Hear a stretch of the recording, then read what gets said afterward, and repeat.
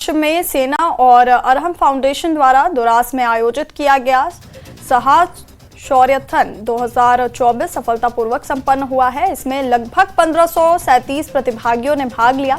General officer commanding 8 mountain division में DC Kargil मुख्य अतिथि थे। विजेताओं और अन्य लोगों के बीच पुरस्कार और प्रमाण पत्र वितरित किए गए। ये सबसे बड़ा आयोजन लद्दाख के प्रवेश द्वार दरस में हुआ। देश के लिए अपनी जान न्यौछावर करने वाले करगिल के वीरों को याद किया गया। जोजिला दर्रे और वार्म मेमोरियल दरास को सेना के अधिकारियों, सरहद संगठन के संस्थापक संजय नाहर, अरहम फाउंडेशन के संस्थापक डॉक्टर स्लैश ने हरी झंडी दिखाकर रवाना किया।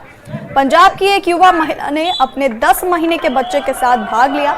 जीओसी, ग्रास, करगिल के ब्रिगेडियर कमांडरों और कुछ कमांडरों ने 45 किलोमीटर और 10 किलोमीटर की दौड़ में भाग लिया।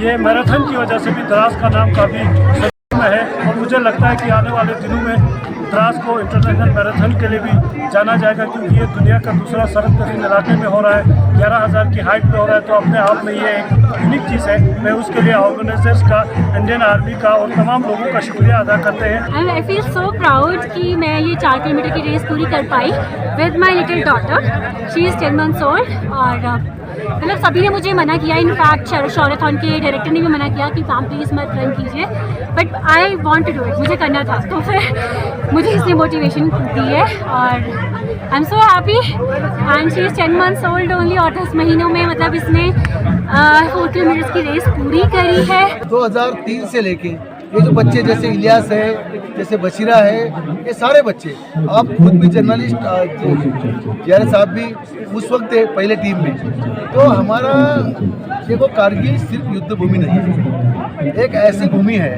कि लोगों को विश्वास दिलाती है कि हमें इस देश के लोगों के लिए अपनी कुर्बानी देनी चाहिए। एक कुर्बानी होती है जवानों की और एक कुर्बानी होती है लोगों की। तो उस कुर्बानी को याद करने के लिए यहाँ के लोग भी हमारे भाई हैं।